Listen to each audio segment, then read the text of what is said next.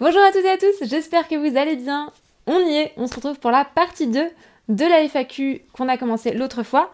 Je vous la mets si vous ne l'avez pas vue dans le petit i, là, là, juste là, regarde le i. Et puis on va reprendre tout de suite, hein, sans transition, allons-y gaiement, en avant, Guingamp. Comment vas-tu? Et as-tu des projets en préparation pour les mois à venir hors Patreon? Ah bah déjà, comment vas-tu? Bah ça va, et toi? Hein? Toi, la matelas? As-tu des projets en préparation pour les mois à venir hors Patreon? Alors, il faut savoir que Patreon, ça me prend énormément de temps. Vraiment, vraiment beaucoup de temps. Je bosse dessus 10 à 12 heures par jour, 28 jours par mois, comme je vous l'ai dit la dernière fois. Mais oui, il se trouve que oui, j'ai des projets en préparation, mais je ne peux pas en parler. Ça sert à rien, du coup, cette réponse. Je suis vraiment désolée. Mais oui, j'ai des projets en préparation, évidemment. Hors Patreon, faut savoir que c'est mon métier, Patreon. Donc, c'est ce qui m'occupe le plus, forcément, puisque c'est ce qui me permet de manger, de vivre et de payer mes factures. Donc, je suis déjà en train de bosser sur la saison 5. Déjà? Saison 5? 2019, 20, 21, oui, saison 5 déjà, oh my.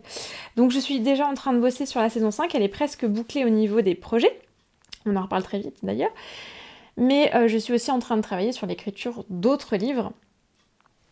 Mais je peux pas vous en dire plus. Mais oui, j'ai des projets. Ah bah tiens, la question d'après, as-tu de nouveaux projets, livres, oracles ou autres? J'adore tes vidéos, toujours super intéressantes. Bah merci beaucoup, mais du coup je viens d'y répondre avec. Alors, la magie des cartes. Utilises-tu les cartes pour ta pratique magique hors guidance voyance? Absolument. D'ailleurs, on avait fait une vidéo là-dessus en pratique magique dans Une année en magie où je vous avais proposé des idées de rituels avec des cartes. Je sais plus dans quel mois c'était. Je vous le mettrai là si j'y pense ou en barre d'infos. Je sais pas encore. Bref.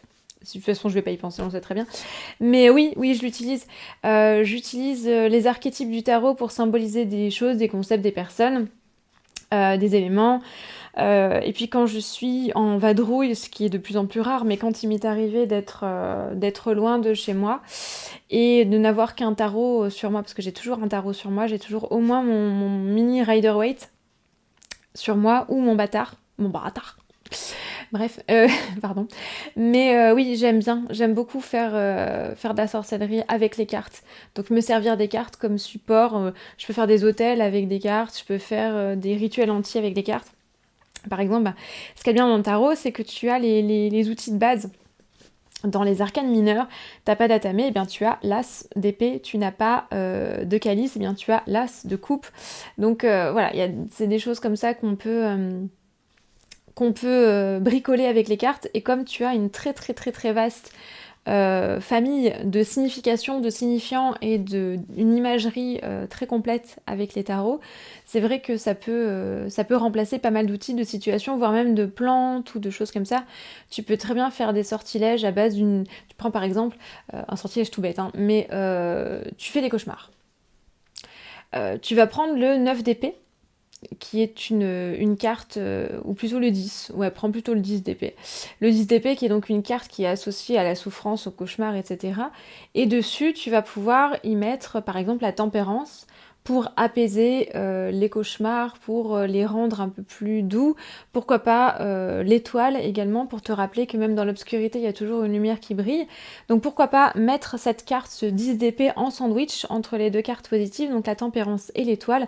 Tu glisses tout ça dans une pochette et tu mets ça sous ton oreiller. Voilà, c'est un petit sortilège tout bête, tout simple, mais tu vois un peu l'idée des choses qu'on peut faire. On peut faire des petits rituels extrêmement faciles, simples et intuitifs avec les cartes de tarot et ça marche très très bien. Donc oui, j'utilise beaucoup les cartes en magie aussi. Comment marabouter mon Jean Roger pour qu'il m'aime forever? J'aime bien parce qu'elle a précisé quand même blague entre parenthèses.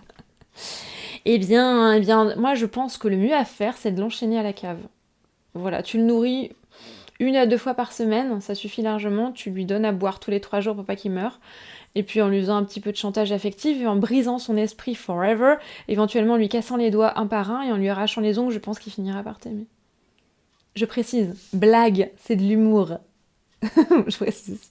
Merci pour cette question, elle est trop drôle. Comment réussir à combiner un esprit très cartésien et rationnel avec la pratique magique? Alors ça c'est intéressant. C'est mon cas. J'ai un esprit très cartésien et rationnel. Je suis pas du tout crédule ni quoi que ce soit, mais disons que On peut concilier les deux, c'est pas du tout incompatible à partir du moment, je pense, où on se dit qu'être cartésien, c'est pas forcément avoir un esprit fermé et ne croire en rien. Être cartésien, c'est plutôt croire en des choses que tu peux vérifier, que tu peux expérimenter sans forcément en connaître le fondement, le fonctionnement ou les raisons. C'est-à-dire que par exemple, croire que le soleil existe, même si tu ne sais pas ce que c'est que le soleil, même si tu ne sais pas exactement comment il fonctionne, de quoi il est composé, etc., ça coule de source parce qu'il est là, tu le vois en fait, il est là. Tu peux pas nier l'existence du soleil, il est là. Et pourtant, tu peux pas forcément expliquer son existence. Tu peux même pas expliquer ses origines parce qu'on les connaît pas. Donc il y a des tas de choses qu'on ne sait pas sur l'espace et pourtant l'espace est là. Les planètes, les étoiles, les constellations, c'est là. Mais on peut pêcher là-dessus. Alors on essaie d'expliquer des trucs, hein, c'est très bricolage souvent, mais il y a des tas de choses qu'on ignore. Eh bien, il faut accepter que la magie ce soit ça aussi. C'est-à-dire qu'il y a des choses que l'on voit parce qu'on a expérimenté des choses, parce qu'on a fait des rituels et que ça a fonctionné à plusieurs reprises et que donc c'est un peu gros pour être une coïncidence, mais on peut pas forcément l'expliquer et ça faut l'accepter. Voilà, je pense que la clé pour concilier ces deux choses-là, c'est d'accepter qu'on peut ne pas tout comprendre et ne pas tout expliquer et que c'est pas grave et que ça ne remet pas forcément en cause l'existence de la chose en question. On a le droit d'avoir des convictions sans en avoir une preuve formelle. Mais c'est pas forcément évident. Comment garder une pratique régulière quand on tombe dans l'épuisement du quotidien? Déjà en prenant soin de soi. Je pense que la clé c'est ça. C'est-à-dire que avant de se dire je suis nul, je ne fais rien, je culpabilise, c'est de se dire je ne fais rien, pourquoi? Qu'est-ce qui fait que je suis épuisée, qu'est-ce qui fait que mon quotidien est trop difficile. Il y a forcément des choses à ajuster et il y a forcément des choses à revoir. Donc déjà, avant de s'attaquer à la magie, il faut s'attaquer au quotidien. C'est-à-dire que si tu es épuisé tout le temps, c'est que ton rythme de vie ne te convient pas. Donc il faut changer des choses. C'est pas bon, ni pour toi, ni pour ta pratique, ni pour ton quotidien. Donc déjà, commencer par ça, commencer par faire un petit peu de soin sur soi. Regarder un peu ce qu'on fait sur une journée et se demander si tout ce qu'on fait c'est absolument nécessaire et s'il n'y a pas des choses qu'on pourrait supprimer, adapter, remplacer, faire évoluer, bref, faire un petit point là-dessus. T'es hyper fatigué quand tu rentres chez toi le soir, t'as qu'une seule envie, c'est de t'affaler devant Netflix. Ok, c'est pas grave, ça arrive à tout le monde. Donc vois pourquoi. Est-ce que peut-être est-ce que tu donnes trop de choses dans ton travail, ton quotidien, peut-être que tu dis pas assez non aux gens, peut-être que ta vie sociale est trop remplie ou pas assez. Peut-être qu'il y a des choses à ajuster, peut-être que tu ne dors pas assez, donc va te coucher plus tôt, lève-toi plus tard si tu peux. Bref, déjà, essayer d'alléger ce quotidien. Alors, il y en a qui vont me dire, ah, c'est pas possible, on peut pas... Si, il y a toujours des choses. Et il faut y aller vraiment toutes petites étapes par toutes petites étapes. Vraiment. Faut pas se dire je vais révolutionner mon quotidien en une semaine. Ça peut prendre des mois, ça peut prendre un an, c'est pas grave.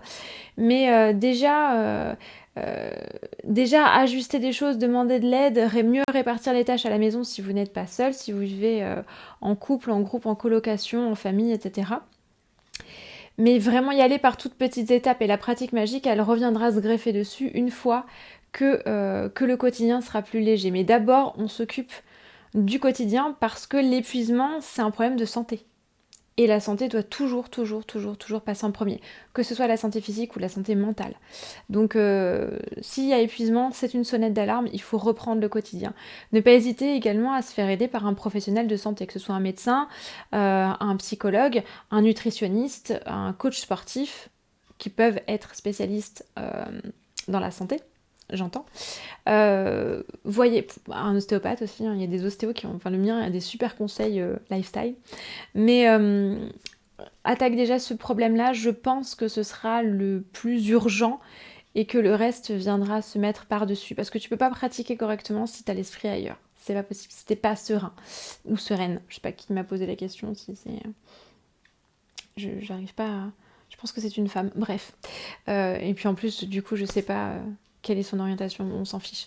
Donc, toujours est-il que voilà, je pense qu'il faut d'abord s'attaquer au fond du problème avant de s'attaquer sur la forme, et ensuite, une fois que le quotidien sera plus acceptable, tu verras que les choses reviendront toutes seules, en fait. Vas-tu acheter une table?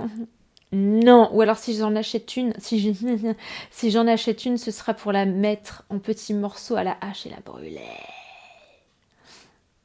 Je déteste les tables. J'ai pas de table et j'en veux pas.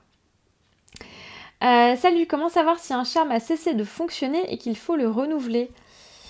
Et alors ça, j'ai envie de te dire, c'est vraiment quelque chose que tu vas voir toi-même et que tu vas ressentir toi-même. Un charme qui cesse de fonctionner, on commence à voir qu'il y a des choses qui ne fonctionnent plus. C'est un petit peu comme avec des piles. Tu sais, quand tu mets des piles dans ton Walkman et que tout d'un coup la musique elle commence à faire ça, c'est qu'il faut changer les piles. Et ben voilà, quand on sortilège, il commence à faire ça, c'est qu'il faut le renouveler, quoi. Donc, sois attentive. C'est la même personne que tout à l'heure, je crois. Oui. Attentif, du coup, je ne sais pas. À ça. Et regarde un petit peu comment tu ressens les choses. Essaye de fonctionner à l'intuition et au ressenti. Parce que on peut pas vraiment, il n'y a pas vraiment d'indicateur batterie faible, tu vois. C'est vraiment quelque chose qu'il va falloir guetter soi-même. Il faut pas non plus renouveler trop souvent un sortilège, parce qu'il faut qu'il s'épuise aussi avant de le renouveler.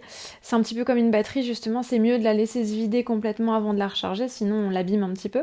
Enfin, en tout cas, c'était mieux sur certains appareils, je ne sais pas ce qu'il en est aujourd'hui, je suis tellement nulle en technologie, bref. Mais regarde un peu si tu sens que les choses sont moins fluides qu'avant, si tu as l'impression que c'est un peu moins vivace. Et sinon, ce que tu peux faire aussi, c'est utiliser des outils de divination, par exemple un pendule. Demande à ton pendule.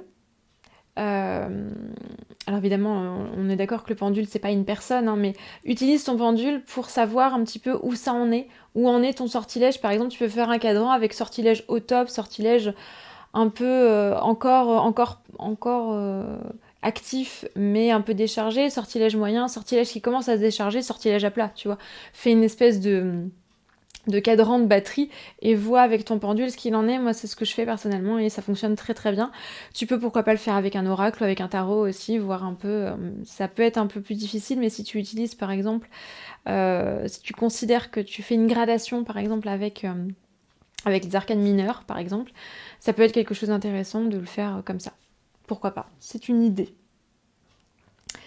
Alors, il y a encore une question sur des livres en préparation, donc celle-ci, je la saute. Ça, c'est ma sœur, je vous la lis quand même.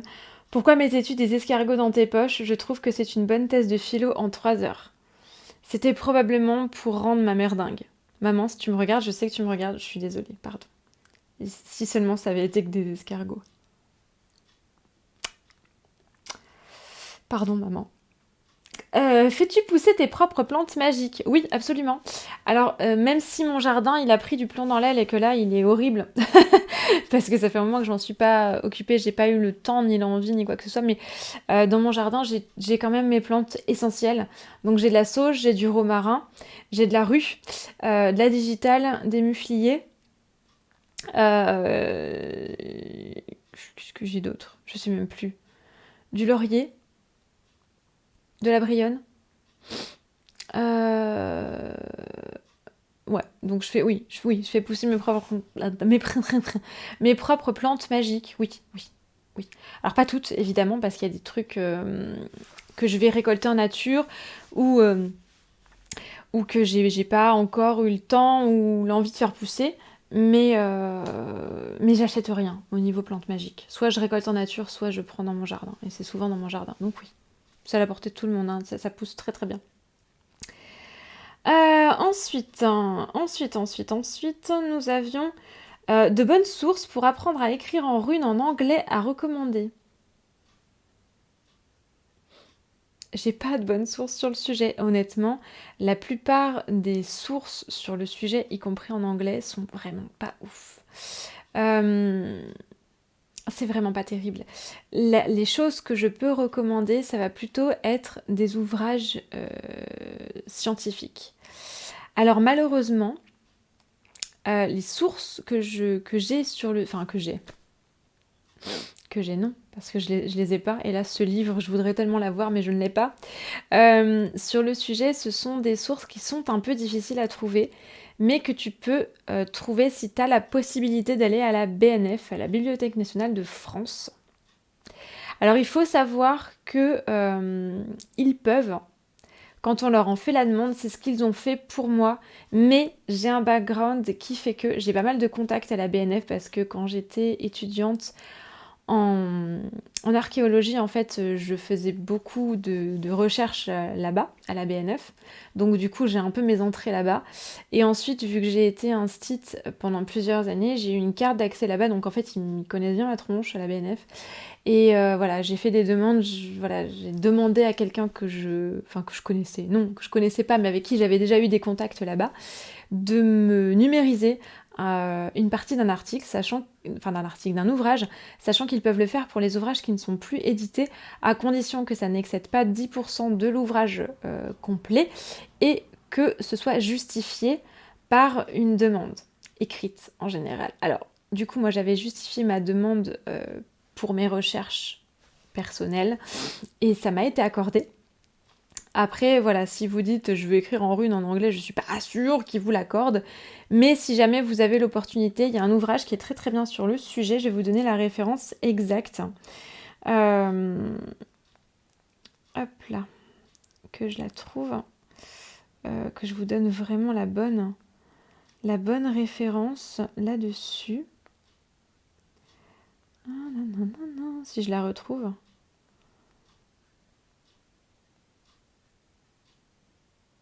Alors, je la trouve pas. Si, voilà. Le livre s'appelle Introduction à la runologie, c'est de Lucien Musset, ça a été publié en 1965. Et pour moi c'est top. Honnêtement, c'est vraiment génial. Alors, il est dans quelques bibliothèques. Je sais qu'il est à la bibliothèque de Bordeaux, me semble-t-il. Et je crois qu'il est également à Saint-Étienne et à Avignon sous toute réserve parce que j'avais essayé à une époque de le consulter, de le faire venir en fait, parce que je l'ai consulté intégralement à la BNF, mais j'avais essayé de le faire venir par un programme d'échange interbibliothèque et il me semble que j'avais contacté ces trois bibliothèques-là, ce fut un échec, mais je crois Bordeaux, Saint-Étienne et Avignon sous toute réserve. En tout cas, il est très... il est génial ce bouquin. Moi, honnêtement, c'est celui que je préfère. Par contre, à trouver, c'est un cauchemar. Il est extrêmement cher. Ne l'achetez pas parce que c'est de l'arnaque absolue. Mais, mais voilà, et c'est des choses qui sont, qui sont un peu délicats. Il y a un livre qui est très très bien aussi, qui s'appelle Rune, l'écriture des anciens germains, qui est d'un auteur, c'est Stephen Pollington, je crois, qui a écrit quelque chose de pas mal, et je crois que celui-ci il se trouve encore. Alors là, t'apprendras pas vraiment à écrire parce que c'est plutôt quelque chose qui s'attelle à l'histoire des runes et surtout aux inscriptions qu'on a pu retrouver en Europe et en Europe du Nord. Mais c'est un ouvrage qui est très très bien pour voir un peu l'évolution de l'écriture et ça aide beaucoup. Enfin, moi, c'est un ouvrage que j'utilise beaucoup et qui aide profondément. Mais très clairement, des ouvrages corrects pour écrire en runes, c'est catastrophique. Il faut faire des recherches, il faut vraiment chercher. Évidemment, les codex Vinomonensis, comme je les avais cités quand j'ai fait ma vidéo écrire en runes, je vous la mets dans le petit i si jamais. Mais j'en connais pas, en tout cas, moi perso, qui serait parfaite pour écrire en runes, surtout en anglais. L'anglais est plus facile à coder que le français. Très clairement, vu que c'est une langue germanique, forcément, enfin anglo-saxonne.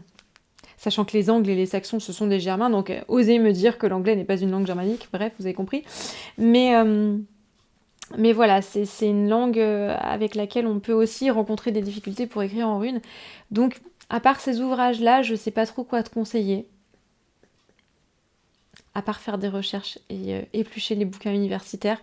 Et c'est assez austère, comme Francis.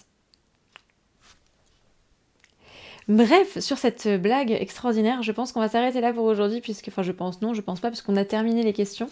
Je vous remercie beaucoup, je remercie tous ceux qui ont participé et qui ont apporté leur petite pierre à l'édifice. J'espère que j'en ai pas oublié, que mes captures d'écran n'en ont pas fait sauter. Si c'est le cas, je suis désolée et n'hésitez pas à faire une piqûre de rappel dans les commentaires qui sont là pour ça. Si vous avez envie de me soutenir pour que la chaîne continue d'exister, parce que si cette chaîne est en ralentissement, c'est parce que du coup, elle a du mal à survivre, n'hésitez pas, j'ai un Ko-fi, j'ai un Patreon, ils sont tous les deux en barre d'informations. D'ici la prochaine vidéo, je vous fais plein de gros bisous, prenez soin de vous, portez-vous bien et surtout restez magiques. Bye!